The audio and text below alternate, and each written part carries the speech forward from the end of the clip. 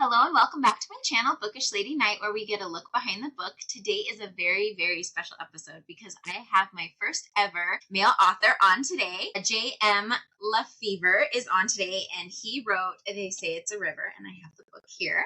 So thank you so much for joining me today. Thank you so much for inviting me. Excited to talk to everybody more about the book and answer your questions so we can learn more about what all is coming along with the series. Yes, I'm excited. So this is your first story out, correct? Yes, this They Say It's a River is my first actual published book. So I've written over the years various stuff, and if you guess, my kids have been telling stories for forever. But finally, was my oldest encouraged me for the longest time, Dad, just put it out there and see what happens. And I don't know if I can share on that, but like initially I put it out on Wattpad, just shared one of the stories, a couple different ones, and there's some different reactions. Some people, this and that, and then I finally put up one which was actually what became the opening segment for They Say It's a River, about a young lady attending the funeral for her mom.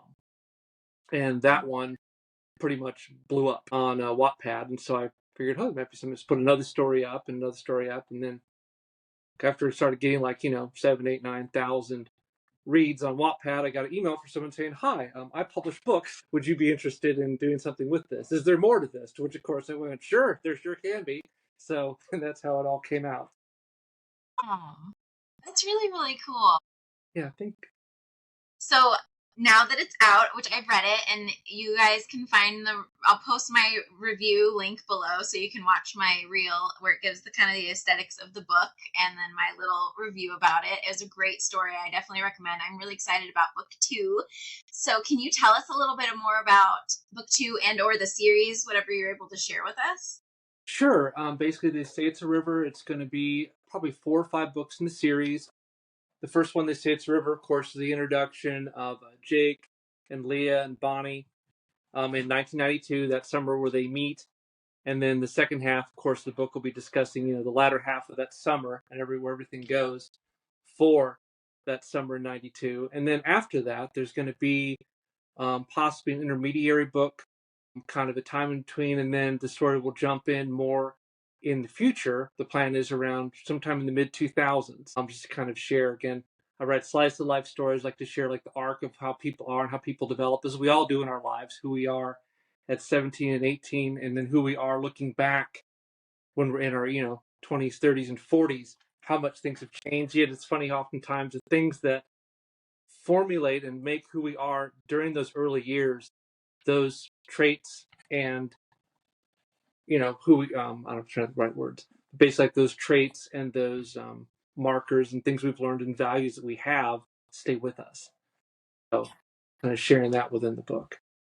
So, That's really cool. I love seeing that. I love seeing like the growth and like you said, they start off one way and their beliefs and their views are one way, and then as they have life lessons and mature, they change. I mean, we're always changing. I feel like if you're not, and it's like you're not really living. yeah, But yeah, it's cool to see that we'll get to see that with this series. cool. So like, as I guess you want in reference to the book, is there anything you want to talk about within it, or like what questions did you have about? So what started, besides, your daughter encouraging you, what sparked the idea for that first scene that we see at the funeral, or where did you come up with the premise for the stories? Um, the premise for the stories, growing up, I spent a lot of time in Wisconsin. I grew up in Arizona, but my family had various properties. We'd go back and spend summers with my relatives up in Wisconsin, and we'd have different properties. Some, in Wisconsin, it seemed like in the 80s, if you had a relative, someone had a lake property somewhere. I have a huge family that lived up there. You could go into different parts of Wisconsin, flip open a phone book, and probably just highlight down various parts of our family was pretty big. So of course, we had some people who had stuff way up north, up by the UP, or western part of the state or southern part of the state. So we used to go and visit around and spend lots of time on the lakes in the summer, and those experiences as a kid of just being around there and being with family out on the water and just enjoying the outdoors and all that. Just kind of, it was kind of easy to spark from, I guess, the whole, you know I think we all had, whether teenage years, somewhere there's always that romance or someone we meet or things like that, or those happenstance things and the changes those have in our lives. So, and like the thought line for for Leah and just the opening of that. I guess, I don't know, my life, we all have different experiences in our life and people we come in contact with and stories we've heard. I guess the opening, trying to start with that opening, starting with the premise of showing, I guess, giving Leah a place of growth. I think we all have different points in our time where we felt lost.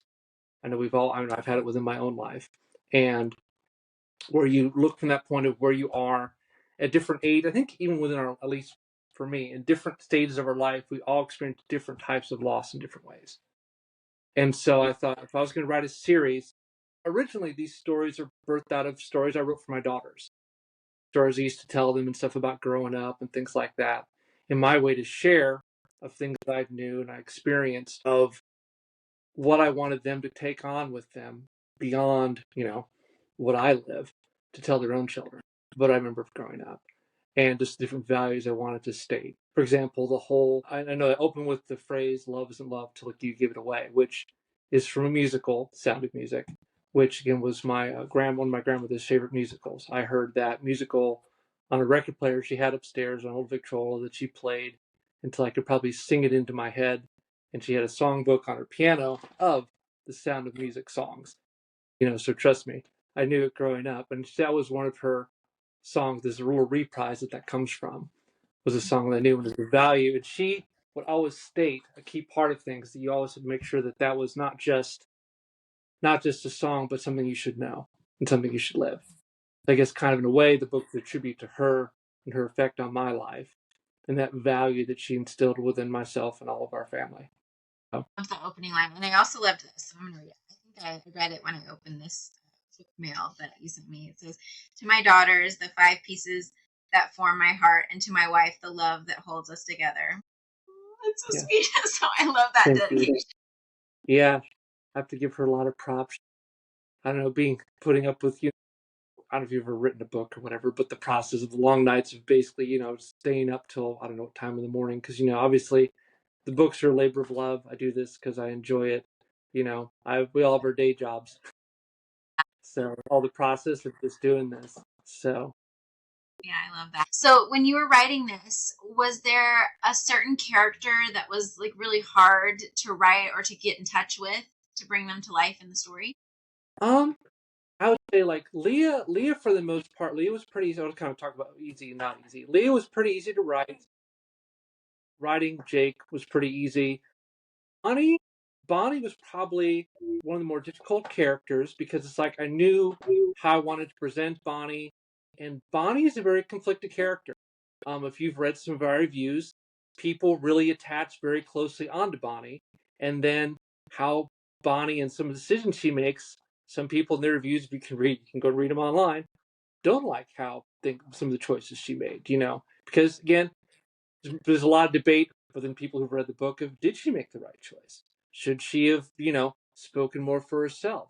There's a lot of, but again, you look back at looking back, now we're in the 30s, 40s, or 50s or whatever. You look back and think how we do things differently, but in the moment, the choices we make. So I think looking at Bonnie was a character that I went back and wrote and rewrote so many times because I'd post stuff up. Well, initially I started testing this out on Wattpad.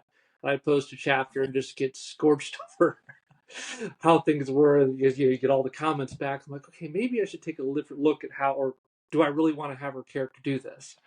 So that was kind of tough. The other character that I really wanted to, and I was just going to bring this up now, I'll try to kind of keep my composure talking about it, was one character I wanted to bring into the story. I wanted to be extremely careful with how I presented, and I probably wrote the chapter 40 times to get it how I wanted it. Was the introduction of Darla. Darla is a special place in my heart, and I think you said you also appreciated Darla's voice within the story. We can talk about that now, we can talk about that later. And it wasn't so much that she was a hard character to write, it's just due to Darla in the story has Down syndrome, for those who've not read the book, because of the sensitivity I wanted to have with that, with my own experience growing up, of being and working and spending time with people who had Down syndrome, to make sure that I was very careful and loving with the presentation.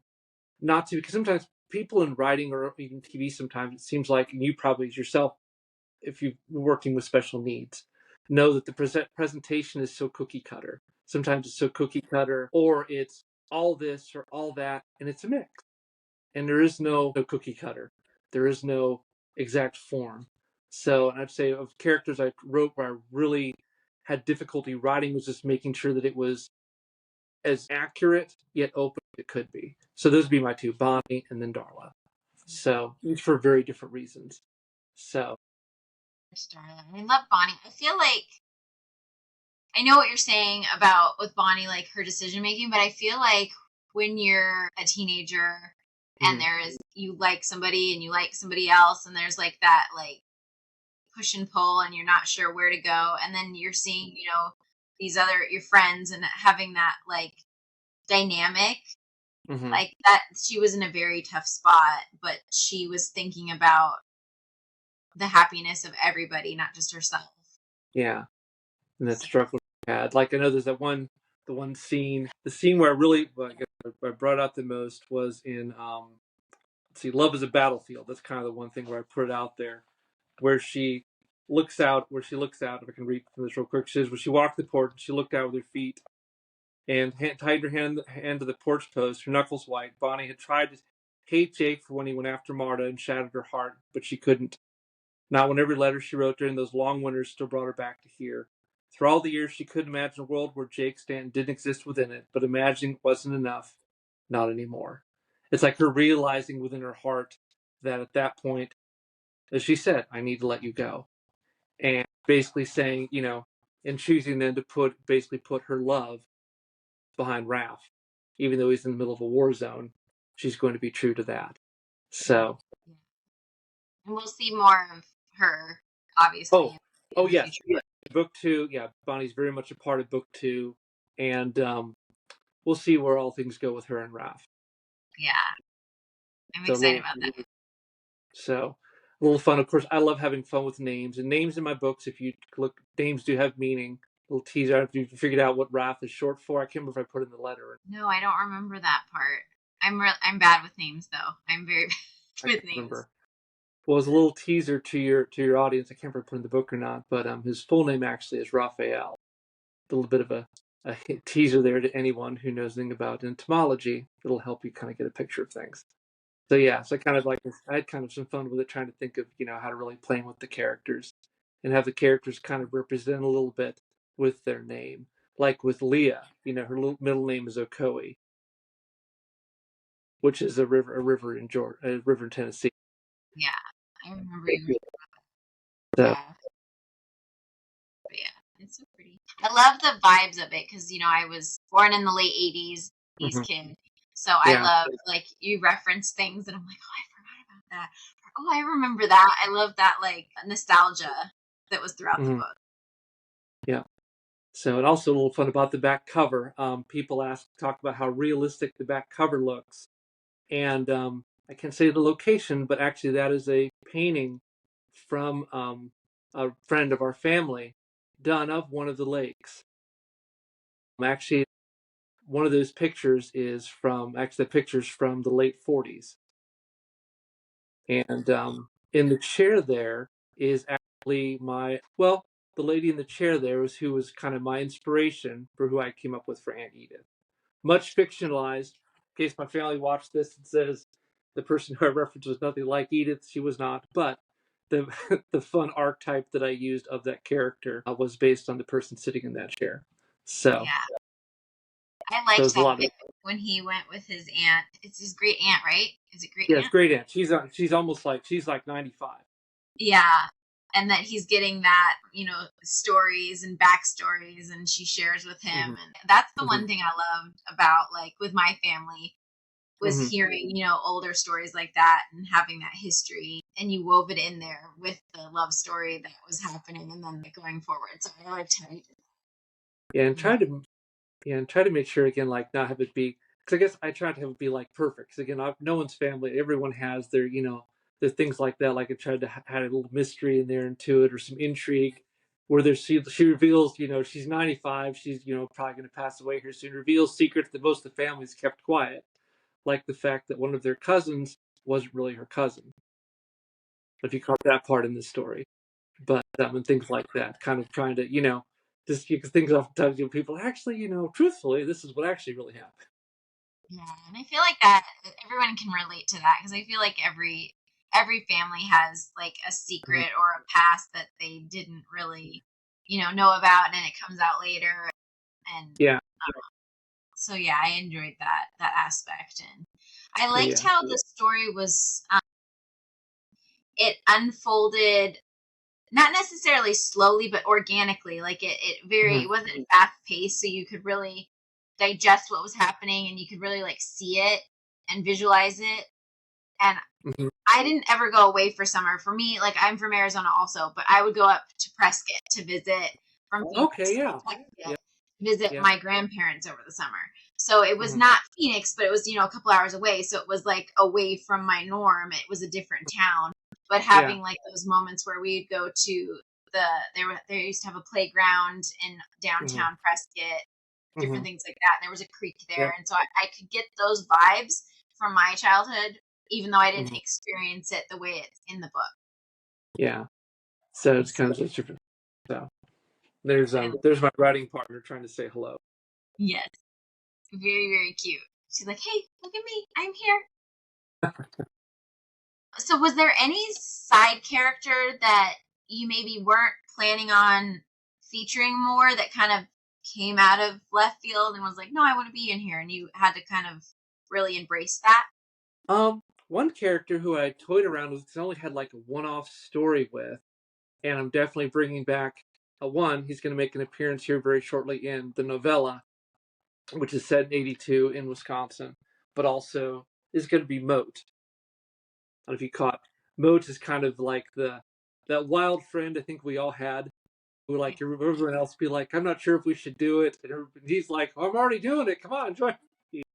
So Moat is one of those characters I kind of debated about having in there, and it was just a really fun character to write. Whether he's being boisterous, at the very pretty. I think about, I don't know if you've ever been to the Upper Midwest, or like that. We used to have all those like supper clubs and things like that, or lake lodges where of course they do the Sunday brunch, and probably had the same things in Scottsdale and things like that. Everything's very prim and proper, and everyone has their order, and he's just in there being himself. Whether he's with his very highbrow, high class, fancy mom, he's still going to be himself. So he was just a fun that I tried to give a lot of enrichment to him. Other characters, like I said, I really kind of initially wasn't sure about doing much with was actually Jenny in the story. His cousin, the youngest cousin. Initially, when I first wrote the first draft up of it and put it up on Wattpad, she was only in that first intro where we meet, his Uncle Bobby, and then they go up to Milwaukee, and that was it. So, and I kept thinking about Wanda because again, I like the Cubs. I was hoping to have like a Cubs game in there, and I thought, because it's gonna have like a guy, boys' day at the game. I'm like, what fun's gonna be to have, a girl sitting there with a bunch of guys all afternoon at a Cubs game? That's gonna be boring as dirt. No one's going to read this. So I added Jenny back into the story. So I kind of had fun developing her character a little bit. Trying to She was think of that whole. she was with Leah, and they had like that girls time there, and they like shared a secret, so they had like that camaraderie. Yeah, And she made her feel welcome. She's younger than Leah, so she like made her feel important while she was with this group of guys. yeah. Because normally she's like, yeah, normally girls don't, normally I'm the only girl that comes to this. That's like, so I try to make sure she, it's like, if I get to actually, have another girl here I can talk with. Yeah. So I tried, and I want to make her be accepted because she's it's that tough age, being on that whole she's 11, 12, 11 almost 12 in the book, and that's such a tough age where again you want so bad you want to you're still kind of in my mind a kid a little bit but they want so bad to be part of the whole I'm a teenager scene and pushing toward that barrier any way they can to be part of it. I Yes. kind of tried to show that a little bit also with his cousin as well. When I did that with, I kept calling her, I probably can say the wrong name because her name changed twice in the book. We're going through it because initially Natalie was actually not Natalie until we almost went to press. Natalie was actually called Lana. Natalie originally was named Lana in the stories. That's some people like were reading online when I first put the book out. People were like, what happened to so and so? I'm like, well, that's who Natalie became. But there was Lana and Leah, and my editor was like, because there were pages, she's like, too confusing, need different names, change it up. So Natalie was another one that I kind of developed out a bit more, just kind of having fun with like that, trying to show, I guess, the different age. I try to get some of the story to show the different ages of kids growing up, and just trying to show that that family dynamic of how everyone relates a little different. So that was kind of part of my characters, to try to show each I guess, I don't know the right name, like time frame as kids grow up, those different age sets and kind of those crossover ages where, first of all, no, when you're a teenager, honestly, no one really knows where to fit in, but there's different stages of it, trying to find where you fit in within it. Those are hard years. Like, I Oh think yeah, everyone can relate to it. And you kind of, like you said, you do get a little glimpse of like each age bracket and like how they respond to the world around them. So you get to see that throughout. yeah. So when you are writing, are you more of like a pantser or a planner or like in between? Um, for the most part, I'm a planner. I like, for a lot of ways. Like with this book, it's like I had it all sketched out. Like in my brain, I kind of know where I want the story to go. I know I want certain characters to build in and things like that. So I'm trying to attempt being a pantser with the novella, because the novella, I know where they are in the book that's here, but how they get there, I thought, okay, how can I have some fun with this and make myself really kind of dig in and kind of think, kind of see to my pants how I want to have it all happen. So, but normally, yeah, definitely with the way the books are laid out, there's a definite structure to it of where, there's markers. I'm trying to like free myself up and feel like I'm just writing, just wrote, but trying to pull off within that. But I'd say definitely the planner. So got outlines and all that kind of stuff. Are So you gonna have like flashbacks like to this story in the novella where it like references the timeline? I've thought about it. Like, well, the novella's in 80. The novella's set in 82. So the novella set, I tried to set the novella 10 years, starting 10 years before that summer. So, um, So it's there's, before. So, yeah. so Now, is flash. there going to be some? Actually, there's going to be. Well, okay, yes. Actually, if anyone who wants hasn't tuned in, not this week, 'cause I haven't had time to write it. I'll finish it up yet. But in the book, they talk about Moat's getting his name, or Moat got his nickname in third grade. It opens, that's why I said it in 82, because they would all be in third grade. Chrissy is there the first day of third grade when Moat, the class clown, has his name completely botched and he doesn't know what to do. So instead of him playing the pranks, he feels like a prank is being played on him. So it's been fun writing this one. So yes, there's going to be, anyone who's read the books can be like, oh my gosh, this is how. So it'd be some of that, and then in book two, there's going to be some references back to this, in particular with Chrissy and Bonnie. Some things will make more sense. So you're kind of seeing the story, some of the development with Chrissy and Bonnie, how they are good, obviously are good friends. Like when they want to do the whole jet ski racing, and it's gonna this is gonna be just the boys, you know. And Chrissy's like, wait a second, what do you mean girls can race too, that whole thing, her and Bonnie joined in together, like, what do you mean, just girls are racing in this racing today too, this the type of thing, Yeah. kind of camaraderie where they're kind of they have each other's back. So we'll see more. Scene in the book. So I'm excited to see more. You see more of Bonnie's like spirit, I think, Mm-hmm. in that brief little bit. Like you Mm-hmm. see that both sides of her. You see more of her, Yeah. her like determination and her kind of spunkiness and kind of like, well, I can do this. I can do this better than you. So watch me. I liked Yeah. that you Yeah. got to see that in her. Yeah.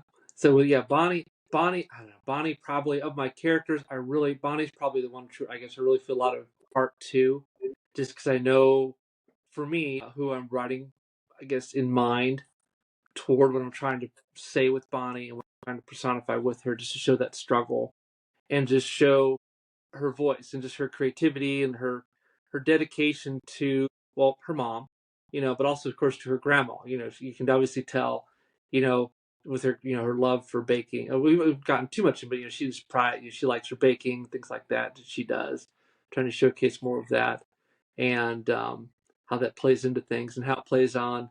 Again, there's markers you're going to see now within the story that as you read on more in the series, you'll be like, okay, they're going to each get to build out more of what they want. Speaking of like planning, like I love like doing questions and stuff. Like I do character questions. I'm sure I've thought about teasing some of this on Instagram at some point, but like for example, I have probably for Bonnie, like I have a couple questions each. Like Leah, I probably have about 400 or 500 questions I've asked. Like if Leah were this, what would she do? Well, those books like 2,000 questions or whatever. I try Yeah, to so do you have that. like a really in-depth like character profile kind of for each of Yeah. them. Oh yeah, I try to very like definitely for Bonnie, for Jake, I've got one, and well for Leah, I wrote a really very deep one, and I wrote one for Jake, and I've kind of been digging back into because Bonnie plays a key part into book two, just really kind of digging into kind of where she was and background, and that's actually kind of some of the stories, like the backstories I wrote. There's kind of what birthed out what's coming up in the novella. So I'm getting to finally share some of her backstory and some of kind of who she is, where she's at now, and her relationship with Jake. So I'm not the novella probably is going to end right around the time of about fifth, sixth grade. So just as Jake starts to come on the scene, we're going to fade out of the novella, and then kind of that's kind of fills in the gaps up until then. So we kind of get a better picture of the Bonnie Chrissy relationship, what's going on there, and then when Jake suddenly just shows up that summer, the initial dynamic, and it's going to kind of end there, I think. Like you show with the diner and the different things, like it feels very real. Mm-hmm. It's like it definitely they're not necessarily a found family, but they kind of are because they just kind of like adopt anyone that comes there. They're just like open and Mm-hmm. welcoming to anyone. And so I liked that the dynamic with her family and Leah coming and then Jake and like everybody just knows everybody. Everybody's like, Yeah. want to go here? Can you watch them? Can you check in on that? Can you help out here? So I liked that. Well, it's a very small town. I mean, it's like if I know I said it in like a little small lake community of like, I think I said there's 684 people in Yeah, vast lake, and my grandma knows everyone and their business. She's talking about Clara, and yeah, that's just that whole vibe I remember growing up. We'd go and spend, wherever we were at, that small town feel, that small town vibe that I think, I don't know, I kind of miss. You know what I mean? If that makes sense anymore. I think we've lost, not sound too old here, but it's just some as over time, it's like we've lost some of that within our family. Just I in general, totally agree. I I guess totally it's agree. why I push so much like with my kids. I'm like, hey, make sure, keeping family a part of things and really engaging with that and having that, development, that small town, knowing your neighbor, knowing what's going on, being a part, being a community, Yeah, no matter being a community, whether people like apple pie or they don't, that yeah, type of thing. So yeah. it's just, I agree with you there. I think that that's a lot of it is a lot of disconnect nowadays. Even though we're more connected, like we have the ability to be a lot more connected, but we're very disconnected. yeah. So I guess it's kind of something I really try to revel within the story and kind of just showing the very, I get like with Clara and Harold, just showing the very open door that they had, with the diner and their farm and the beach, just trying to be, being part of that community and trying to really encourage that and have, it be, though everyone may not like it at times because Clara is a bit of a busybody, to put it mildly, but she definitely wants to, keep that community and keep it alive. So tried to share that with it. So, are you a reader yourself? Do you have any favorite types of genres or books that you enjoy? I read a wide range of things. I really enjoy if I could get when I get time to read. It's always like seems like 1,000 things are going on. I enjoy some science fiction, like some science fantasy. Of course, Hitchhiker's Guide again is like was one of my early introductions to the whole atoms and all that whole fun of that type of the parody science fiction. Of course, the classics like Lord of the Rings, things like that. C.S. Lewis. Moderns like modern fiction. I guess I enjoy a lot of like nonfiction, travel writing. Paul Thoreau. Have you ever heard of him? He's written Paul Thoreau. His son's a pretty well known producer. But he wrote Mosquito Coast, which was just recently done on Netflix, but it was a movie with Harrison Ford way back in the day. Yeah, Mosquito Coast was just recently TV. I think his son directed it for Netflix. His son's a Yeah. producer. I was like, I recognize the name, but I'm like, I'm trying to Yeah, think. Thoreau. Yeah, Thoreau. Yeah, and then like he did like it was one of my favorite books of his. It's a travel book, but again, but again, the reason I like it, I like slice of life. That whole it's like he does this whole Dark Star Safari. It's like it's just the small minutia of everyday life, which I think is just sometimes we get. I read a little bit of romance here and there and things like that. Like which is kind of I struggle. Like people say, "What is your novel?" I'm like, well, I guess it's kind of young adult, and there is some teen romance in it, but it's not like the usual. It's not really the usual meet cute. You know what I mean? It's not really what I try to write toward or things like that. Actually, I'm having some fun with the novella. Actually, the love story in the novella isn't teen. It's going to be basically between Chrissy's mom and her finding love. So after getting divorced, so kind of yes, be kind of a fun against the '80s backdrop of all that was going on back then. So of course, the fun part of it is like there's so again, I love music, was involved in music and stuff. So kind of the again, we're talking 80 to 84. Some of the best albums ever written in the entire, in my opinion, ever were produced and put out between 1980 and 1984. So I mean, take your pick. So that's kind of the Like fun. I really like that about the story. And I like that you incorporate the music in there. And for those of us that are now older and like looking back at like that is again, it's that nostalgia. And I liked the story because it was yes, there's a love story in there. There's these two people that find each other, but it also is really pushing, like you said, the importance of family and like the glue that holds a family together and the dynamics between a Mm-hmm. family. And I like that. Mm-hmm. Thank you. Yeah, as you try to pull with all. That's why I like trying to show all the different, you know, generational. Like, of course, having a lot of fun with like Lucy, his grandma, and kind of the whole dynamic and stuff. And of course, one area I didn't go into too deep with the book, but of course, Jake's relationship with his mom and the struggles that are there. I know I brush on it lightly, but alcoholism is a factor in a lot of families, sadly, in the United States and well, everywhere. So I tried to basically bring up the fact of because if you read the book, I don't think it's too much of a spoiler, but really that's why he went there. Um, his dad Yeah, wasn't sure what. Yeah, trying to get him. His dad had to travel. He had to basically give some break and give him some space, so he went north. yeah. So as we go on through the series, we'll see them as they get older. We'll see Mm-hmm. more of that dynamic probably because that's a big part of this book. I don't want to give anything Mm-hmm. away, but that's a big Yeah, part of this book is the dynamic with the parent and the dad, and then her is it her dad's sister that's the one that they wants them to move to the town when they're relocating. yeah. Basically, yeah. In the story, yeah. His dad, her mom. Okay, I'll look up the notes. I know we got like, I know there's a lot of characters. The one old people about the book. There's like 9,000 characters. I'm like, yes, there's a lot of characters.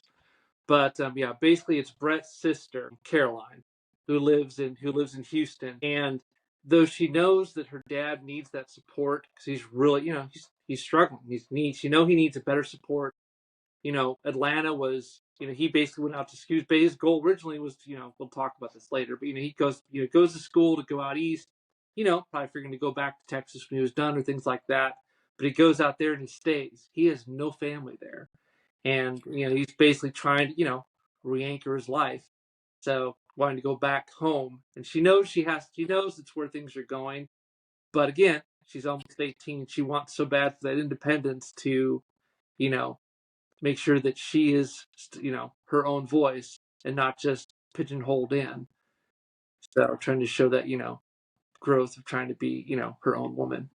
So. Yeah, I could feel that. The aunt was very, very like, you're gonna do this, you're gonna do what I say. There was like no room for arguing. Yep. And not that she didn't want to help, but she's like, you're not even taking me into account. So I liked that. I Yeah. like, Yeah. I tried to paint where basically I know Caroline, I make kind of one of the early nemesises of the book, but it's just basically her mom's passed away, and Caroline, from her perspective, to kind of, I guess, if you flip the page a little bit, looking from Caroline's view, Caroline's looking at it from basically her brother's lost his wife. It's been very traumatic. When she got sick, her advice was, if your wife's sick, you guys need help. You don't need to be doing this by your own.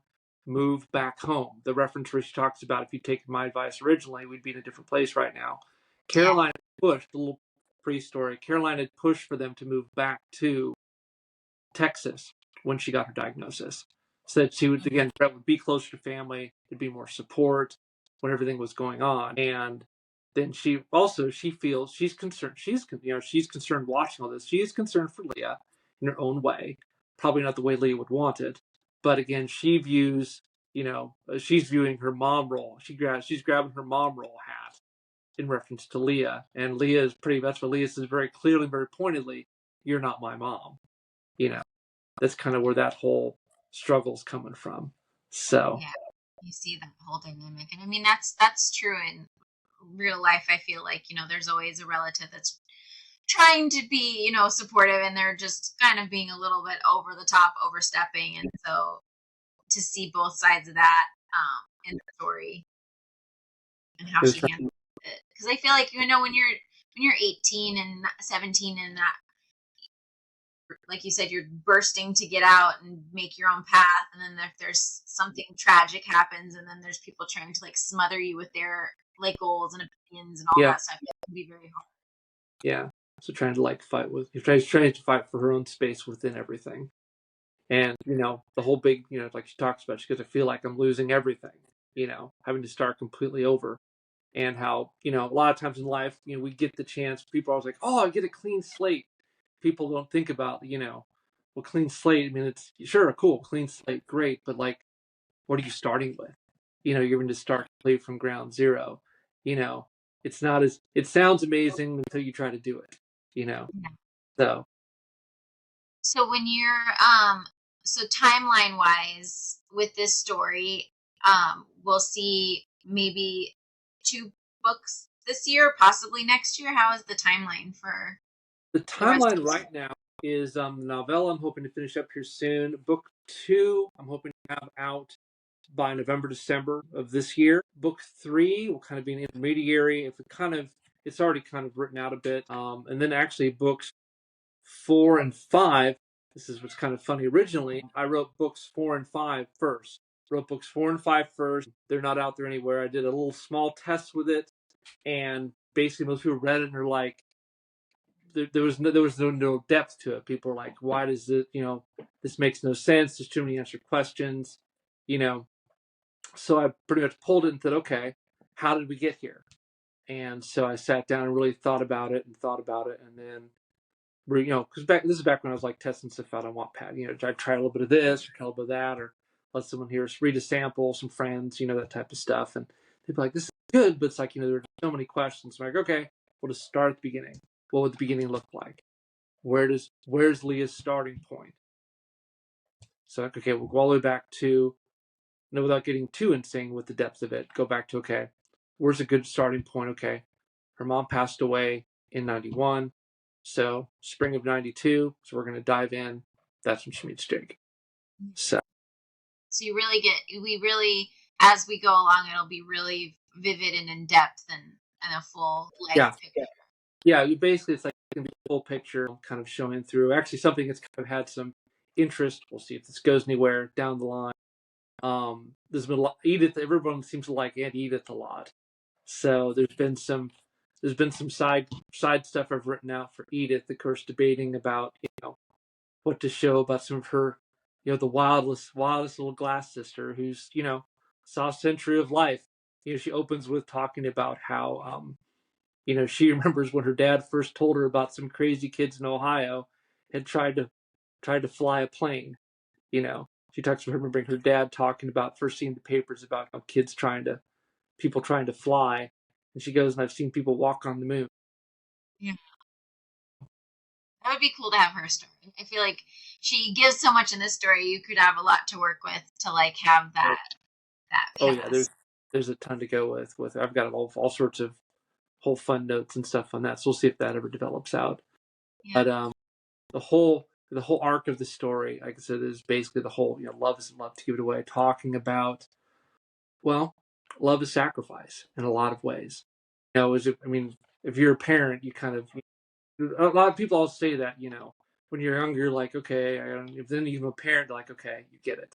I guess it doesn't make, I guess I didn't fully understand until I became a parent, the full depth of what that means. So, Yeah, like my mom always used to say to me, like, you sacrifice your life for your kids. Like, you kind of, in that timeline when you have kids, it's all about them. And it really is that way. Like, you yeah, really do have to, like, put your life aside and just focus on them. And it can be a struggle. yeah, with that whole thing. So I try to kind of have that carry out. Yeah. But it's been a lot, it's been fun. Yeah. So when you're done with this, do you have ideas for other stories or things that you want to write, or maybe a different type of genre that you want to dive into? Something that also thought would be fun to write. Two things. I want to try somewhere along maybe even to the serial tester. I've always want to try to write a first person. Most of my stuff is third person directive narrative. Then because this for again slice of life allows you to really dig in and give you the God mode, giant picture, show everything that's going on, all the plates moving and everything. Whereas with trying to do a first person narrative, just kind of taking perspective, and then two, maybe even it be like a mystery. I enjoy mysteries. I love murder mysteries, like the whole. Oh, because I can remember the one. The new movie that just they're like the two movies. Like one was called like The Glass Onion. I'm talking about. Okay. Yeah. Yeah, but there's the first movie that came out. There was like that came out, and they did a second movie of it on Netflix. It's like a really well written mystery, or like the murder mystery with Adam Sandler, which is just really fun. That whole play off, just something fun, like a mystery as to what I would write it in. I don't know. I love the whole '80s and '90s type of theme. If I ever went with that, I'm trying to think like for someone's always asked, would you ever try like science fiction? And it's like, and people who do that, I have complete hats off to them. Like I kind of like I know what I've lived, I know the eras I've lived in, and I can kind of think of characters and develop out. But like just go from creating a total world of a different different rules and different laws and the whole nine yards. I don't know. I'd always like try science fiction, but I don't know. Yeah, I would have to really. I don't know. My planning side of my brain would probably break down trying to like think of all the nuances of what that would be. Where people just sit there like, oh, you just create it and go, and I don't know. That'd be difficult. So So you think the world building part of it would be intimidating? yeah, I guess for me, just like you want to be original and creative, and you have to think of okay, because when you're writing in real day, you have natural laws, where but then like when you create a fantasy world, like okay, in this fantasy world, you know, John Smith's walking along, and then John Smith can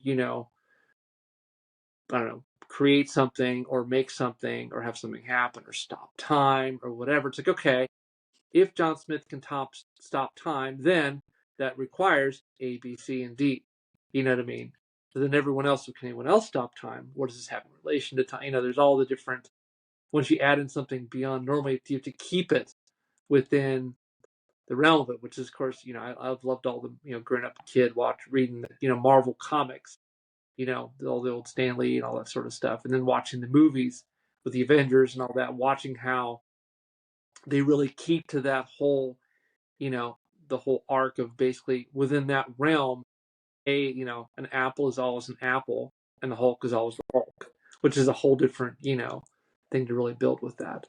So it's always been something that's amazing. I don't know if we'll ever get to that. I'm not sure what I'd write about. I mean, I do have a little short story. Anyone who ever goes on Wattpad, when um, my second oldest daughter was very little, she loved like stories and things like that, and I would tell her stories about.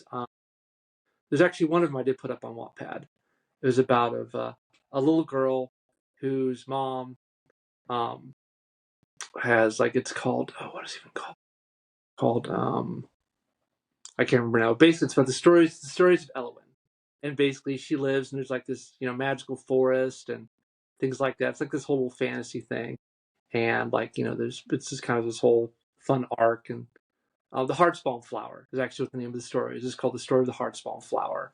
And it's kind of a compression of a couple of different stories I used to make up and tell. But probably but it'd be kind of more middle grade type of writing. So, but yeah, that's one I've thought about going back and having some fun with that and kind of really digging into the story of Elwyn and all that and her, little village she lives in and things like that. So, yeah, that's the only one with that. The other one I was kind of, I don't know, because of course if I've put a lot of thought, like the whole like Bass Lake story arc, I put like a ton into that one. Like there's, kind of fun, like something I've thought about doing. Like I'm talking about stopping the novella right around the time Jake gets there. Like I've thought about doing like a middle grade series of Bonnie, but Bonnie in first person. Like, Bonnie talks about all those letters. Doing almost I thought about doing, there's been discussion of doing like a Bonnie series of Bonnie's, almost like a Dear Diary. You Yeah, know, like her letters, like her like compendium of her letters. yeah, I thought about doing like that, which basically shows, you know, this couple years and things like that, just showing her growing up and things like that. And just because I think it'd be fun to tackle basically fifth, sixth, seventh, eighth, and ninth grade. That's kind of when she stops. Because basically one of the last letters she writes is right before he calls her and tells her that he's seen Marta again.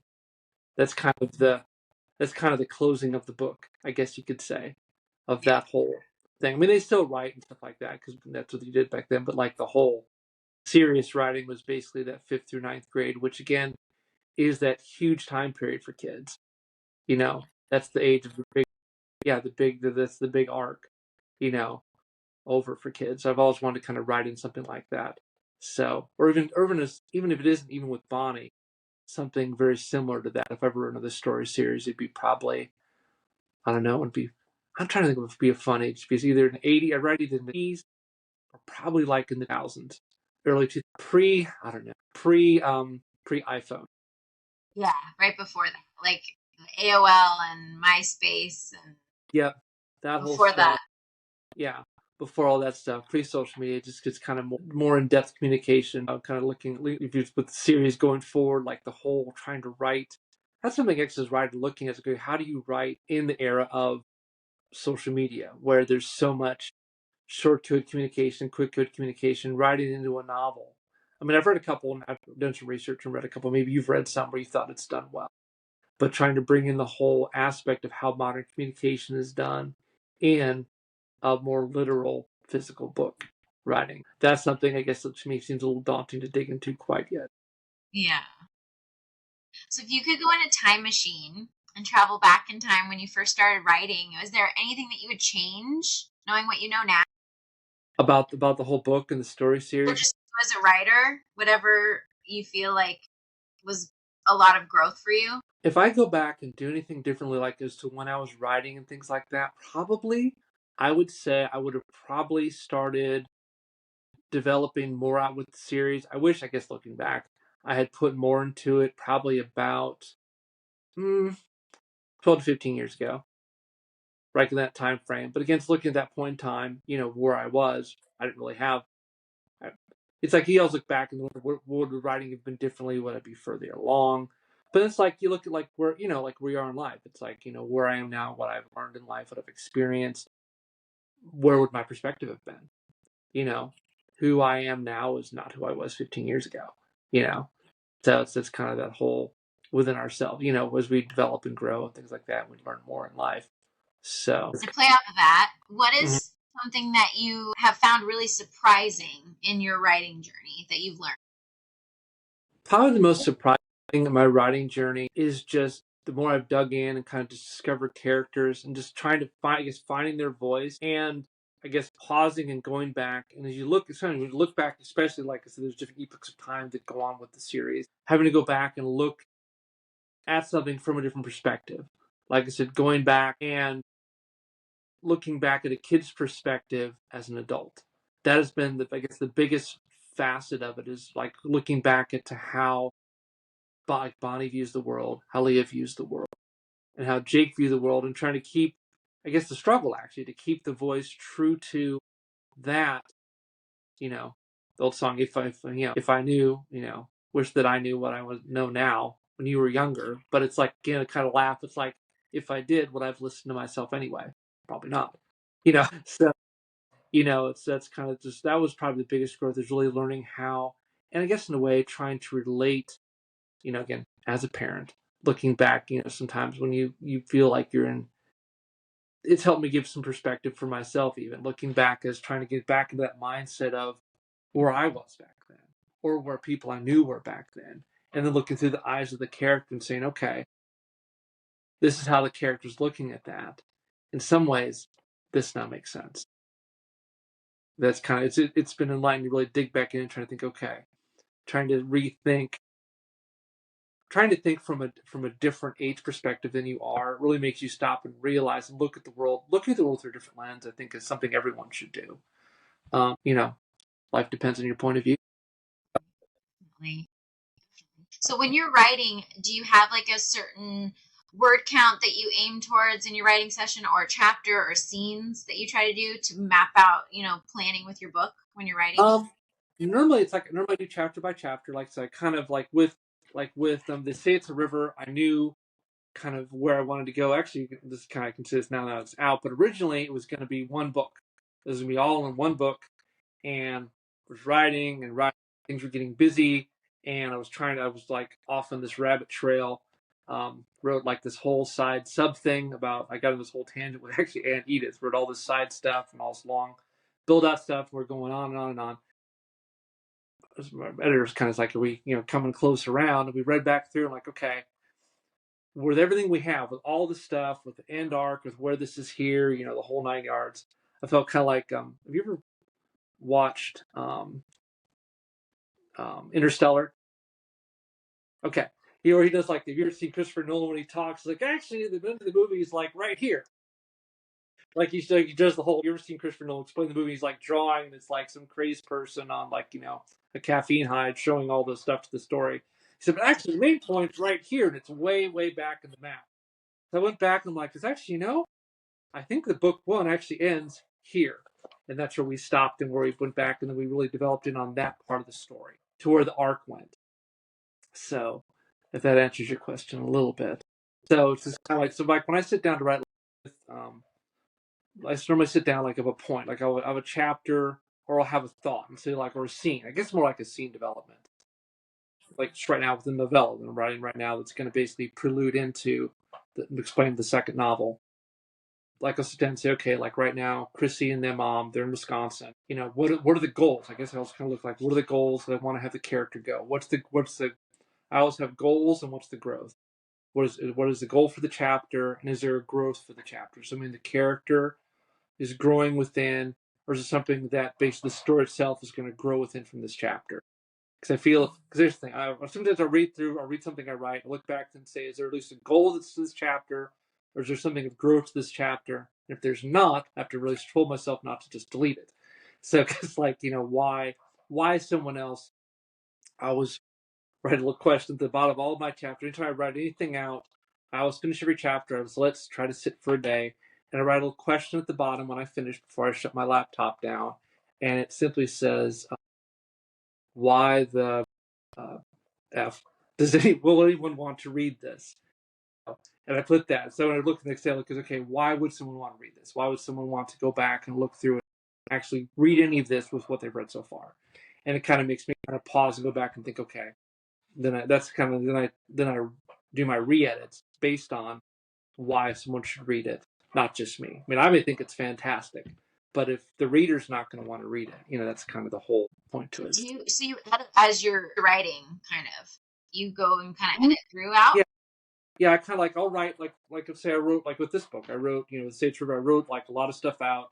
Then I'd go back and I'd like write a chapter, and I'd say, okay, where it fits into here. And I'd look at where the story was going, and I might go back and be like, okay, so if Bonnie's, one thing, like the chapter that we moved, actually, there was a chapter in the second to last chapter of the book, is where Marta calls and confronts Jake. Yeah. That chapter was actually in the second half of a bunch of writings that for book two, and we were reading back through it and stuff. We kept looking between the chapter that was in there and the last chapter, and there was a lot of debates, and I had a really solid team that kind of read through the book for me. And like, for example, you talked about going back and editing. someone commented back. They said my biggest complaint about the book is that you lambast her 9 Ways to Sunday, but Marta doesn't have a voice. You know, you give even Caroline, who you paint as the villain, has her interactions and things like that, and Marta, is the punching bag, but we don't get to hear her voice, which is why we then pulled it back in. Example of editing, to show her voice and her perspective in the story, to show that it's not always one sided. Marta isn't the complete bad guy, within it. Like, it kind of like I try to paint that, Jake is no saint, and he's not, the perfect, you know, he wasn't the best boyfriend either. You know what I mean? It wasn't like it's all her fault. So, Yeah. So you get so back. that kind of answer your question a little bit, I think. It does. Okay. Okay. So how have you been celebrating your milestones? Normally, how I celebrate, so basically, it's kind of like, for me, like with the milestones, I kind of, as I get a different section done, like it's fun thing with the novellas, I'll get a couple chapters done, I'll get a section done, and I'll post it up online. I love Instagram, I love Wattpad, just for the ability to test out the idea. With I was kind of curious about doing the novella. I did the first little chapter, put it up there to see if anybody would listen to it, and it got a good response. It's fun to test it that way, because like sometimes for me it'd be terrifying to write a big giant work, and then once it's all done, finally put it out there and have like zero, no prior feelings as to how it's going to go. That would just Yeah, terrify. I can empathize with you. So I'm writing a series. It's gonna be 5 books when it's all done. Oh wow, that's And awesome. thank you. And I'm like at like 80,000 words right now. And I have a writing partner, and she's heard me talk about it, but I was like, I want to find someone that does not know me, has no like connection to me, and just send it to him. So I went on Fiverr and I found a lady and I hired her to read it, and Awesome. just to get her perspective. And she gave me like really good critical feedback, and like areas she liked, areas I could improve. And it just was like very eye-opening, and very like it's solidified and like cemented in my like faith in myself to continue to write. So I totally agree with you Good. on that. Yeah, because you read it like, okay, this makes sense, and we all have, in your brain, in my brain, it makes amazing sense, and then Yeah, someone else reads it and they're like I think I told you, I wrote, humorously, like I wrote the entire, basically books 4 and 5 are pretty much about done. I wrote, I don't know, I think there's like 70,000 words, 70, 80,000 words of that, where basically things exist in the mid 2000s, and I tested out with some people, and the feedback was, this scene, this is very good, but there's so many holes and things that don't make sense. So I'm like, okay, so you have to go back and start over. because it's in your head and you're living it, so you don't realize the holes that you have, because you're like, well, I know the story, and then you're like, oh wait, I have to explain it in a way that people that aren't in my brain understand what's going Yeah, on. keeping your So team mark with it. yeah, exactly. So within this story, we have some heavier topics. You've mentions of the war aspect, Mm-hmm. and then you have loss. Those Mm-hmm. are more trigger heavy things. Did Mm-hmm. you struggle with that process, or was it kind of a cathartic process for you with writing that? Different topics would have different level of difficulty to discuss. I guess I can share that much. Like dealing with loss, we all deal with loss in different ways, and different loss we each experience within our lives. Dealing with the other issues we talk about, like basically losing people and having to make choices as to letting someone go. I think we all have that. That's another deep thing we all deal with in life. Another topic I talked about that I brushed into that I want to make sure is, along with the Bosnian War, which again still seems like there's still issues and after effects today from all that. I talked about the fact of refugees in the story. If you recall quite clearly, I wanted to bring that out. That story is extremely loosely based on a story I was told by a friend who served overseas, in reference to a refugee situation. It's deeply, obviously, he shared some stuff he'd seen over there, and I basically came back and took, the story that's in the book is nowhere close, but just known people who've been in situations who've dealt with people in those rough war-torn areas, and I wanted to make sure within my story to share from that perspective. And I guess the key thing I wanted to share about the fact is that within that, how there is help that can be found. And I want to make sure I chose the name Amelia, which means hope, which is kind of the whole thing within that. That's kind of a theme within the one of the themes within the book is that basically that there is hope, that there can be. We each have to find. We each have to. It's not like it's delivered, and it's not. I try to. I never want to write something where it feels like everything's wrapped up with an easy bow and an easy answer. I would hope in nothing I ever write I ever put that, because that's not life. That's not how it is. So I guess I write from a very realist perspective, I guess. Yeah. So Yeah, I feel like that's a good description of your story. It's very realistic realism. It's very raw emotions, and mhm. it's not. Now, don't get me wrong. I love fluffy books. There is a place for them because it Yeah, gets no, you very out of much a your fluffy. life. I Yeah. totally love them. But yours feels very raw and real and very makes you think. So, but that was, I guess, the whole point. Because, like I said, the point of the books originally, when I wrote them, the stories I wrote there from, I wrote them originally from long before I ever published a single one on Wattpad. The audience were my daughters. The kind of more, you know, everyone talks about I think what was it back in the 90s or early 2000s, the whole book of virtues or whatever or something like that. I remember that making the rounds. I thought, okay, I mean, there's pro again. I'm reading that and thinking, okay, this is all right. It's like, well, if I was going to share stories that I wanted to, what stories would I want to share? Okay, well, I'd want to share, I'd want to share about Edith. I'd want to share about stories about friends who were at the war and what they saw and what they found within that and the experiences they had.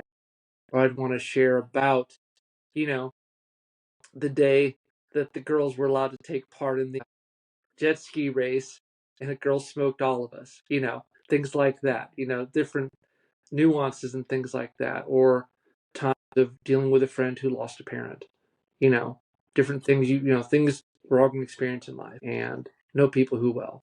So, You accomplished that. So, is there a moment that you can recall in this journey where you felt really? um, I would say this, there's been different points where I'm very proud of it. Like this one, obviously, when it finally started taking off on Wattpad, I got very excited because it's like, yes, the really, when it started getting, initially it was here and there, but when it started getting 1,000, 2,000, 3,000, I'm like, okay, this is something that's connecting with people, you know, that was something that really made me excited.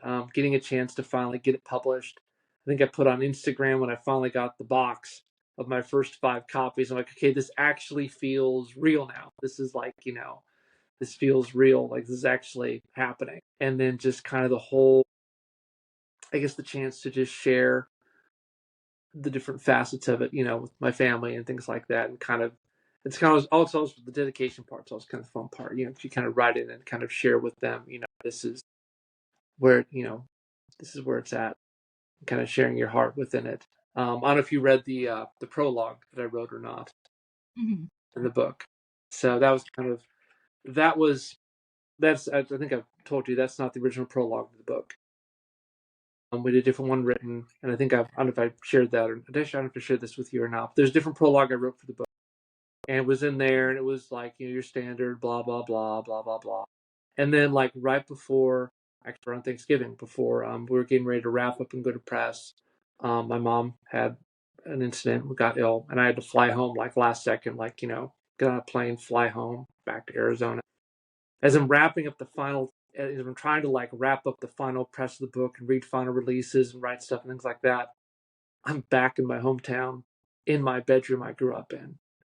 And it really let me get a chance to really sit down and rethink through, flipping back through old yearbooks and looking at,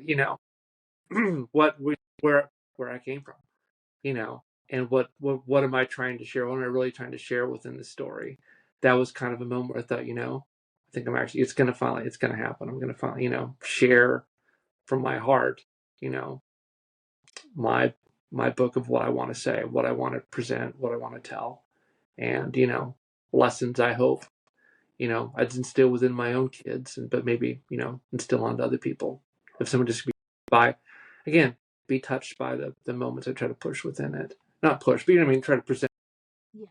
Um, For us to yeah, to think about. I know I tried like at the ending, like the whole analogy with sea glass, you know, trying to talk about that, about how, sometimes, within life, with all that we experience, that's what makes us stronger, and how we can find the more pure part of ourselves within that when we get through the other side of it. So within writing, do you have a certain type of writing that was really difficult for you? Were there any not scenes, but like ideas of scenes that you really struggled with writing?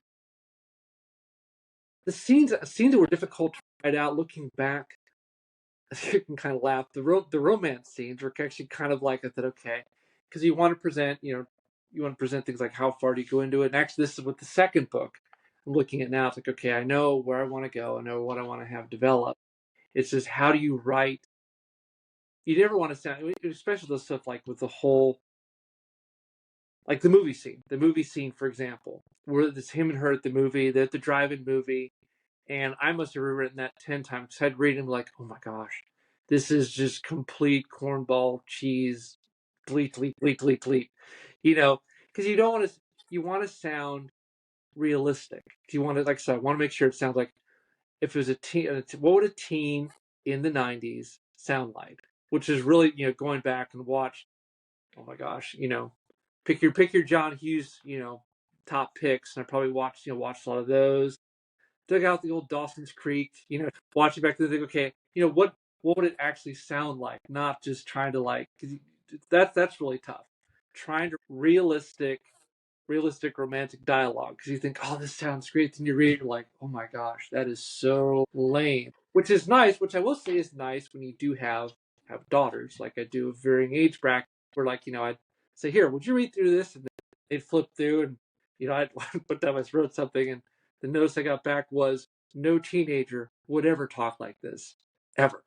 Which I was like, awesome, good, that's what you need to hear, so. So then on the flip side, what were some of like your favorite types of scenes to Let's see.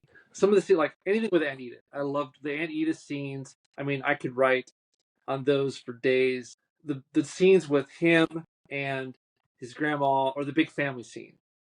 The chapter, actually one of the chapters I wrote, which is probably one of the longest. It's called Something to Talk About at the end of the book. It's actually from book 2. Most of my chapters are right at about 1,500, 2,100, 2,000 words. And originally that chapter was like, I don't know, it was like 3,500 words, something crazy like that. And I wanted to put it in the book to kind of show where it's going. And my editor's like, this is the longest chapter. This is like 3 chapters in anywhere else in town. But if you know that scene, it's an afternoon at the lake with the family, and the whole dialogue, and the parents' table, and the teen young adult table, and the kids out sitting on the pier. It's just like that type of stuff. Just yeah. writing about, you know, like growing up, remembering, being at the kids' table. The kids, when you're at the kids' table, wanting to be at the teen table. You're at the teen table when you're leaning up to try to hear what's being talked about you. In the next room at the adult table, you know, and the whole, there's like a scene in there where um, Betty and his aunt are just Evelyn are just going back and forth about stuff, and the girls know that they can hear in the next room bits and pieces of the conversation, and know that they're talking about them, and know the subject is Jake and what's going on with the girls and the boy. And they try to go in there, and they all just stop. They all stop talking That's or right. whatever. Yeah. And the girls are like, they walk out, they're like, they were, oh yeah, they're both totally talking about us, things like that. That whole dynamic, that's life. That's those type of scenes are fun to write. So it's just kind of it's just easy. It's like you said, if you've been a parent or just lived a life of growing up and just being around people, writing that type of stuff is just fun. Just like showing the interactions of dynamics of people and how they interact, and in different, like, so I love showing the different ages, and showing how, we all try to, I guess, find our place within the ages we're at, to be part of the age that we're not. as when you're a kid, you want so bad to be part of the teen group. As a teen, you want hard to be part of the adult group and be more mature. And as parents, as you get older, you try so hard to still be cool and hip, which of course no one wants you to be, but you still try. That's the whole thing I try to show within that. So that's the fun stuff. That's the fun stuff to write. So do you have a writing kryptonite? Something that derails you when you're writing? Something that derails me. Well, like I said, normally it's like for me, I have to just it's like a process. Like I have to just get in the groove and I have to be writing or whatever. If I try like any sort of to get distracted, it's hard for me to get back on track. I have bad ADD, so it's like I have to really hone in. I got to put on my headphones. I got to just write for a bit. Like I'll write like a bunch of lines I'll never use, and I'll kind of get work into the story. Like for example, after we're done tonight, I'm trying to get chapter 3 done for the novella, and I've got like all the stuff written out, and just to be open like a writing style, and it's kryptonite is I know where I want it to end, but if my kryptonite is my biggest fear is that my writing will be boring. And I've read the chapter, and I'm like, and my biggest kryptonite is we're always our worst critic. We're like, oh my gosh, this is the most boring thing ever. People will rather watch paint dry than even look at this. So it's like we try to not erase the whole thing and start over. It's like, okay, I got to keep some of this, otherwise I'll never finish it. It's just the kryptonite is basically trying to you get into like a hole. Like when you're writing, if you know that you're writing and you're writing down, it's like you're driving. It's like you're driving, and some people who like their pants or seat of their pants. Anyone who's watching this who's one of those pants, you can just write fluidly like Stephen King and just be like, he's like, I just sit down and I just write things, and I'm thinking, wow, I don't have that. I mean, I see the stories, I can see the story playing in my brain as I'm writing, but as for like just total seat of my pants, we'll see where it goes. Yeah, that would be when I'm writing and I feel like when I've gotten past the map, that's where I start getting into my kryptonite because because I'm riding along, like, okay, I've got to here, and I know the finish line is here, but like there's a stretch of road where there's no pavement. It's the best way I can put it. It's like I'm on an unpaved part of the story, and I'm second. Yeah, that's like my kryptonite. It's like I have to have I have to at least have like at least some sort of road marker that says you're 5 miles from Cincinnati. That way, okay, cool. Getting close to Cincinnati. My goal is to get to Lexington, Kentucky. I'm using Ohio references to be honest. It's like I know where I'm at. I know, okay, like I've got a gas station up ahead if I need to stop, and I guess I can do here. Where it's like if I'm driving along and I'm like, okay, I know I need to get here, but it's like I have no map. Yeah, there's nothing in front of me. There's this fog, and I'm like, okay, so now to get there, and I'll try just to free like those people who can pantser and do that sort of thing. Hats off to you. Like that's like my kryptonite. It's like I'm start writing, and I'm writing my sentences. My brain is second guessing, going, is this really going anywhere? This is a dead end. So they're all sitting around the table and they're sipping their coffee, and they infer that Joyce about this, and well, then what? They're sipping their coffee. You can talk about the cereal again. You already talked about the cereal. Who wants to talk about the cereal? And you start like trying to you get yourself in these like little holes, and you have to almost like kind of think of, you almost have to go back and say, okay, at what point did I have a road marker? I guess it's like when you get lost, or like I don't know if any of my family watches this. I love shortcuts, which of course shortcuts almost never work, but sometimes they do. So it's like you try to find a shortcut in the story.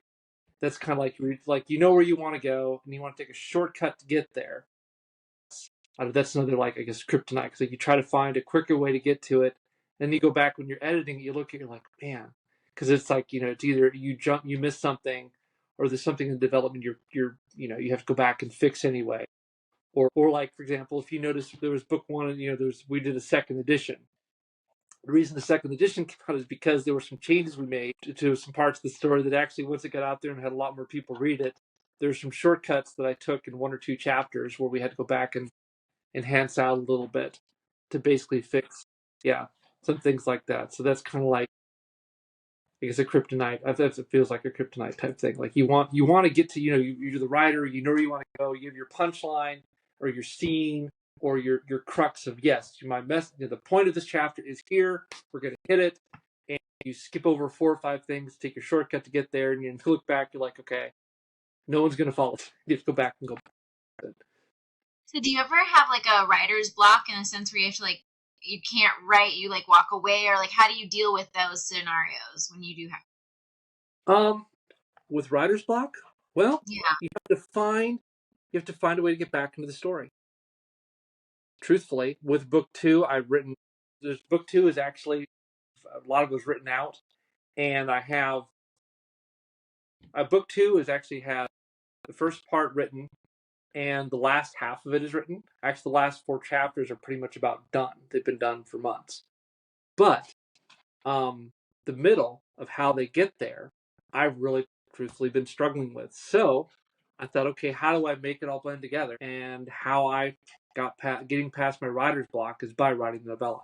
So that's kind of like, because again, I was trying to think, how do I work through to get to where I want to get in book two? Because I know, like I said, I'm gonna have my road markers, and how do I get past my unpaved road? And so I get past my unpaved road by basically better knowing what's on the map. Yeah. You're So doing an basically, adjacent story yeah, to it. to Yeah. one help. It's actually, yeah, the novella is as much for myself as it is for the reader. Nice. That's how I'm working through it. I'm kind of like, okay, I have to finding for myself out. I guess because I guess I'm pantsing a little bit as to what's on the map and what map of the what map of the characters walking through. And I started to kind of write it out and I thought, okay, how will my readers know? So probably I don't know. Who knows? Maybe the novella will be a bonus on the novella might being a bonus of book two. We'll see how we do that or whatever. So something to kind of add on. So kind of a prequel, and then okay, here we're jumping back into the story. Have you enjoyed like did you enjoy working on and designing and working with the artist that did the cover? Did you enjoy that process? Oh yeah, very very much so. This young lady was actually part of a Discord group. I initially met her through Discord and on Wattpad, who's a writer on there, and Angelina does a great job. And she kind of initially had sent some ideas, and of course, there's a lot of back and forth, and she kept sending over stuff. I'm like, I don't know. She's like, I'm not done yet. I'm not done yet.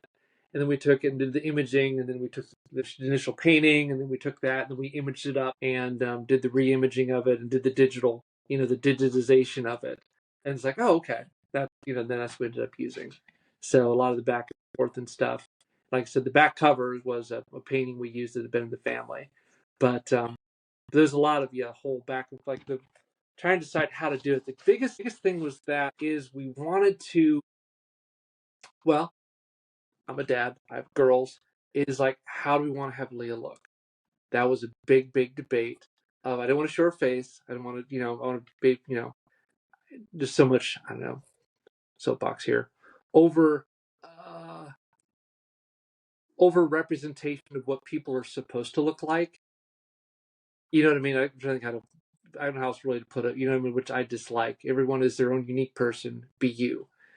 So I would never want even anything I put out to ever have it be where anything is a character type or a stereotype that any, you know what I mean, wouldn't be representative. You know, like the biggest debate was exactly yes, It could be anybody. It could be me. It could be my daughter. It could be anybody. yeah, Side note, on my book cover, it's the back also. You don't mhm, see her face. yeah. She's facing. So it's like you get to be that, you get to live in that person's shoes. That's what I feel like when I see this. It's like this could be anybody. We tried to make Leah be a very open book, and then of course there's a lot of debate as to what she would be wearing, because it's like it's 80s, so there was like what do we there was like the style of clothing, what would it be? So we went back and forth and back and forth, and I think you've seen I've shared one of my bigger fans who read the book, one of my Wattpad fans who followed me over onto Instagram, who reviewed the book. I let her see some of the sample covers. I don't know if you saw those when those got posted up. Some of the early drawings and stuff like that we did. There was almost one of her standing out along the lake, where she's wearing the white dress, looking out over the lake. So we kind of were teasing on doing that. And then there's a cover that we may use for book two, which is her and Jake sitting out looking over the dock. Again, just the back of them sitting out watching that. I think yeah. But yeah, that's 100% her ideas and things like that, or the other stuff. I'm many things. I'm not a painter or artist. I like to ask because like some people are really love creativity and they love that side, and other people are like, no, I just gave it to them and I ran. So No, I had a lot of feedback with it. We had a lot of going back and forth. I kind of knew what I wanted, but yes, for making it look pretty, I know that's skill set. So did you struggle at all? I know you were talking about you might do first person, maybe from Bonnie's perspective, possibly. But when you're writing it, even though you're writing it more as like the third perspective, did you ever struggle with the times that you're in the opposite sex mentality? Yes, I would say because sometimes when you're trying to think, when you're trying to looking at gender roles and how gender and age look at things differently. Um, I try to get a lot of feedback with that. I have to give a lot of credit to my face for my Wattpad, and also I have a very good Discord group that gave a lot of perspective. Plus, a lot of have some in-house, readers. Or I'd like have friends or in-house family read it and say, okay, does this seem accurate? Does this seem true? Do you feel the voice is strong? You know, that type of stuff. Really trying to be true to the voice. Again, I hope I came pretty close to it. So again, it's hard. It is difficult, when you're writing from a different gender perspective, wanting to be true to that and not be caricature type with it. So yeah, sometimes it was hard trying to think through and trying to like make sure that you personified the right voice for that character. And sometimes, with writing, trying to keep once you define a character's voice, making sure that you don't forget that voice throughout, keeping the voice consistent, you know. But also, again, the other thing though is allowing the character to, within their voice or in their thoughts, make choices and debate choices, like where I try to kind of show Bonnie's struggle with it, with things like that. And then I'm probably in the second book, I'm going to try to show more of his mom's perspective, which I share a little bit of during the Christmas scene where it kind of talks a bit about how, you can see there, everyone, there's alcohol around her and she's fighting out, her second year of sobriety. That'll be interesting. She's in part of the scene interaction. You see it and you think she's very cold, but then you see other bits of it and you're like, maybe not. Maybe there's more to there, and so you get to see like the double side. And I'm sure a lot of people who've had someone who has struggled with that, there is kind of like a split in their personality versus when they're drinking versus when they're not.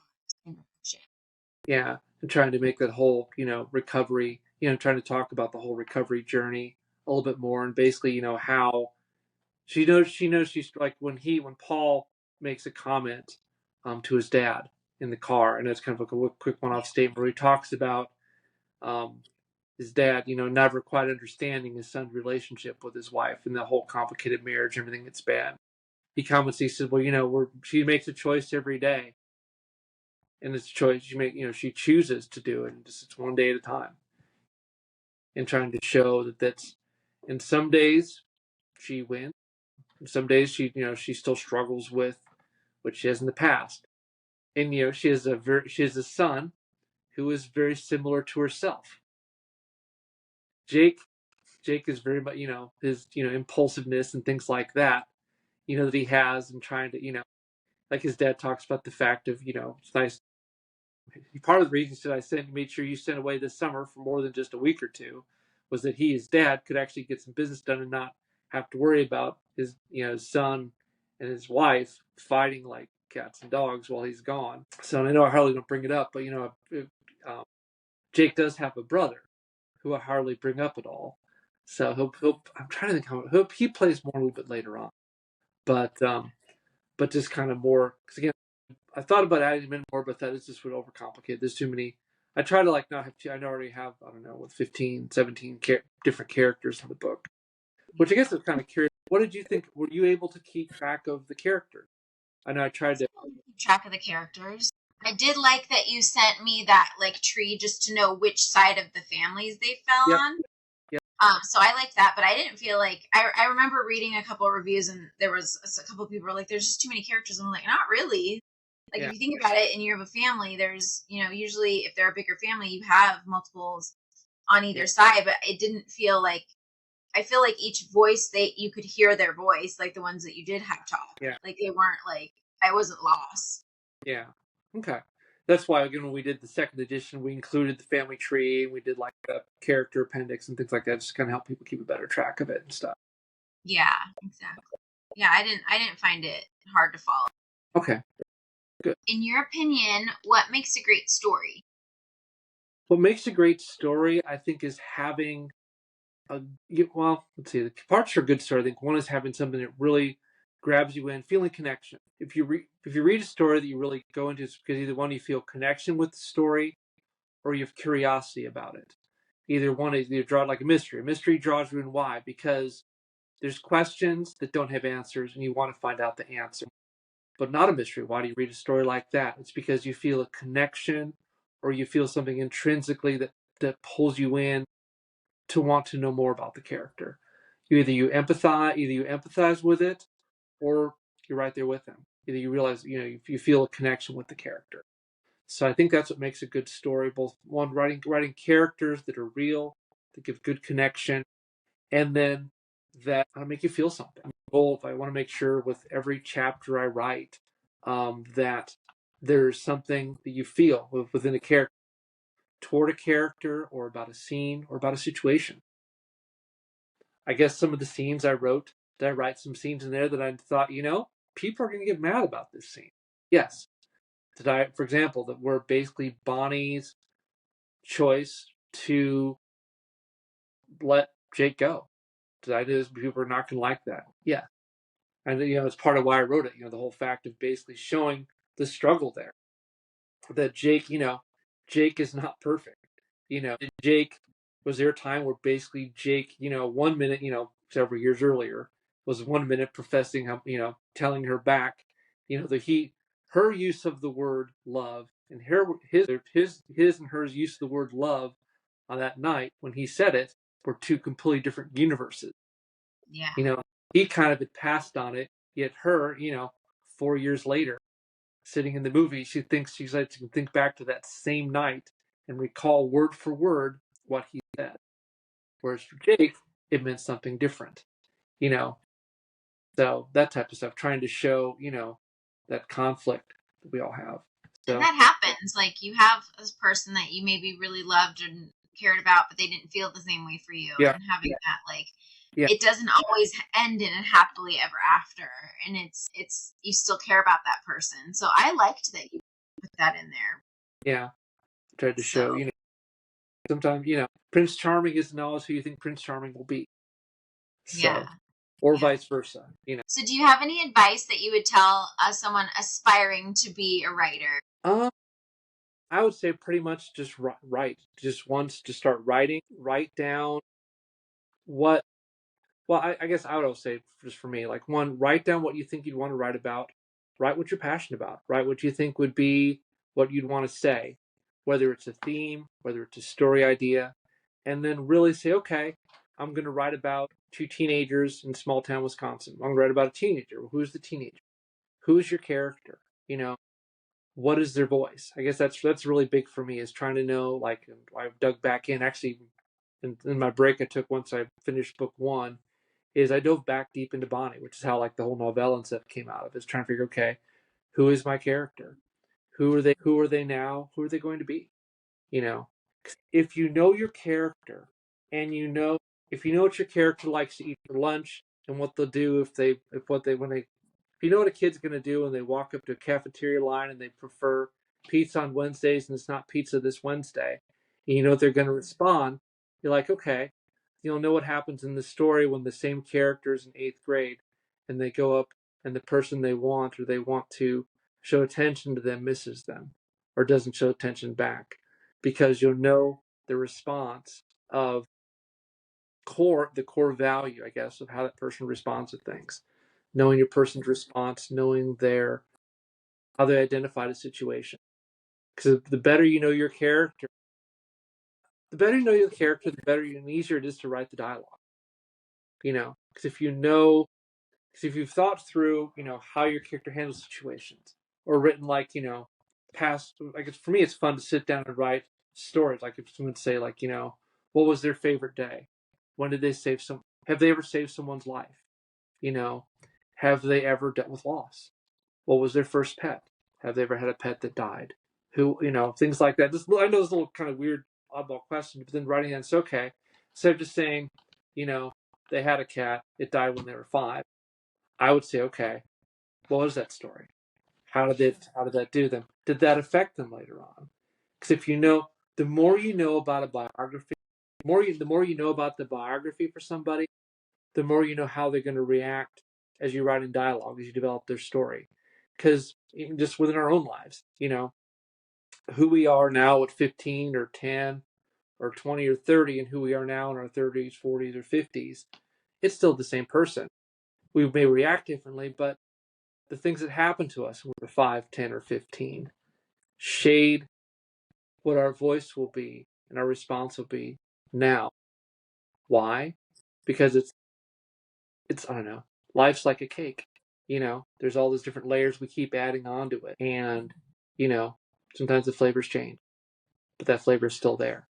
If that makes sense. Yeah, it does. It does. I like that analogy. That does make sense. So that's kind of how I do a character. Yeah, no, I like that because then like you could totally be your character. You could have that full like you could respond to how they would respond, Yeah, and that probably helps a lot when you're writing. yeah. So which is why I went back and wrote the novella, because I knew where I wanted to go in the middle of the book, and I had to go back, for me at least, work out how did Chrissy and Bonnie get to this place where they are now. It's 15 and 16 and 17 that they're dealing with this summer. What got them here? Okay, so I'm going back and writing it out. So So this is kind of a fun question. So if sure. you could dinner with either your favorite author or your favorite character, which would you pick? Your favorite author or your favorite character? Let's see. If I could with one of my authors, probably, let's see. If it was a living author, I would love to have just once have dinner with Paul Thoreau, just because he's traveled the globe 9,000 times. He's travel written. He's published fiction, nonfiction, everything under the sun, and I love his writing. He's one of my favorite authors. Hotel Honolulu is one of the more interesting books out there. If you haven't, also Mosquito Coast, I had pick him any day. Just hear him. I'd sit there and just listen to all the just exploits and stuff he's seen, and ask how he so diligently just writes and just perspectives of people. So that'd be that one. Probably non-living writers. I don't know. Or would you have like lunch or dinner with a character from one of your favorite stories? Or do you think probably more the author you'd want to talk to? Let's see. Probably like non. Of course, Keen was always just a master of things, of just character development. Or another one, science fiction. Brian Sanderson, as you've read of his stuff. The guy who, when the author of Wheel of Time passed away, his widow reached out and had him continue the series that her husband started.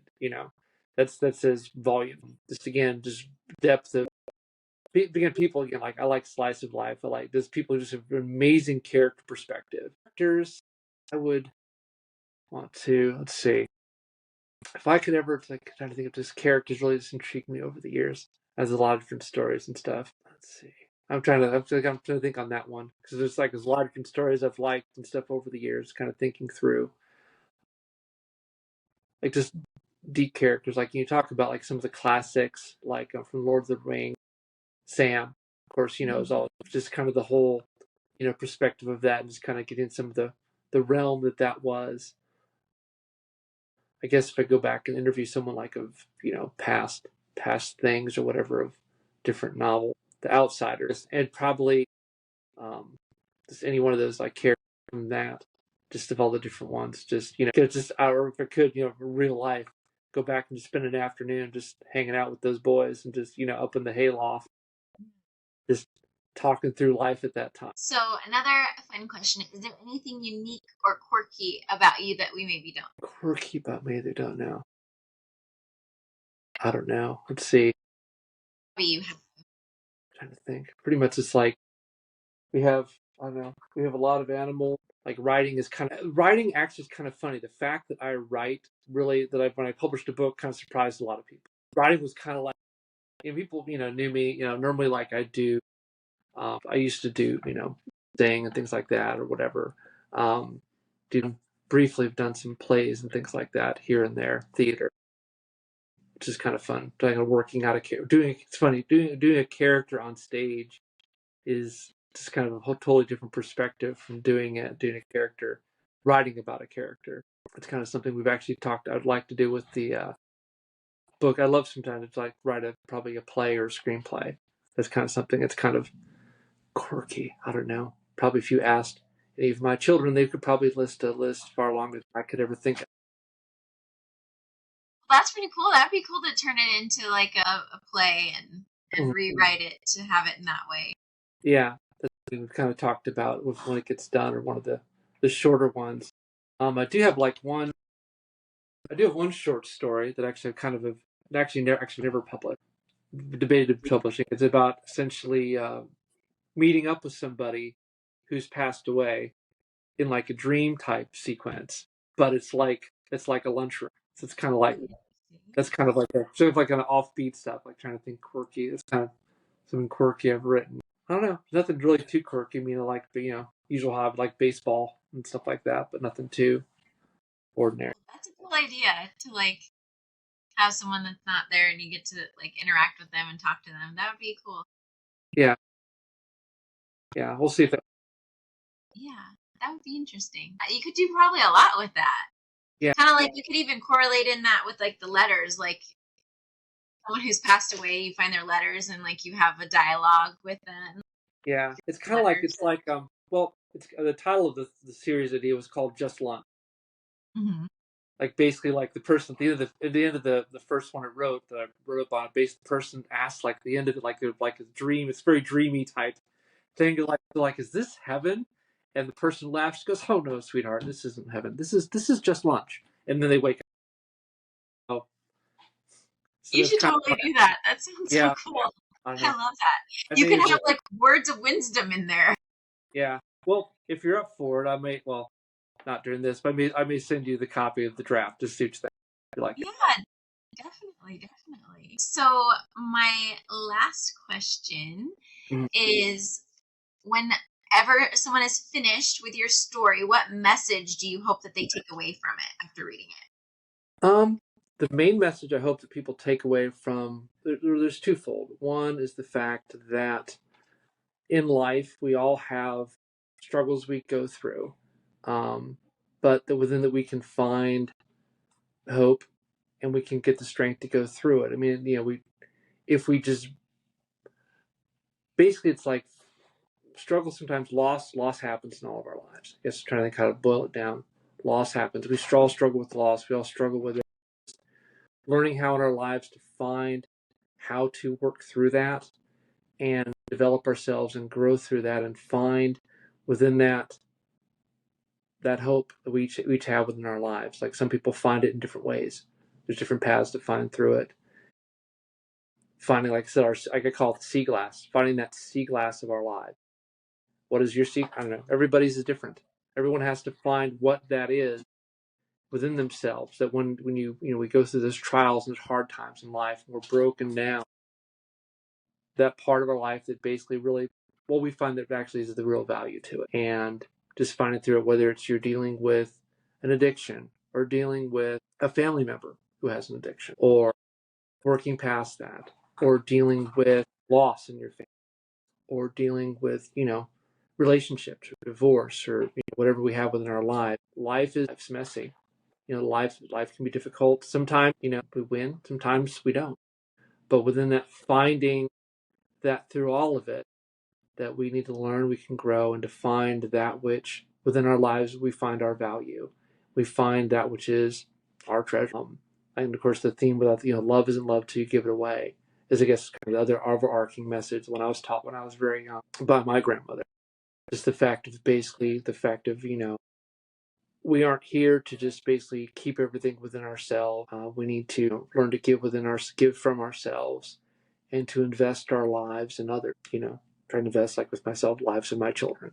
That's what we try to do. So that'd be just, I guess, the message that's within it. And I think that those messages talked about, you see very clearly woven through. Great summary of the story once you finish it. Thank you so much for joining me today and talking about this beautiful story. I loved it, and I'm excited to see the future of it.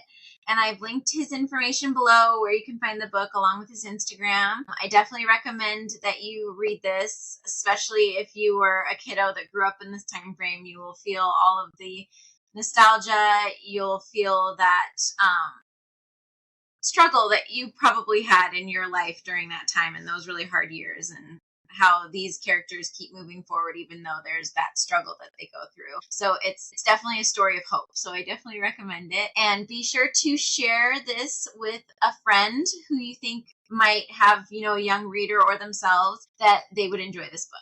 So thank you again so much for joining me today. Thank you for having me on. I appreciate it. And join me next time as we get another look behind the book.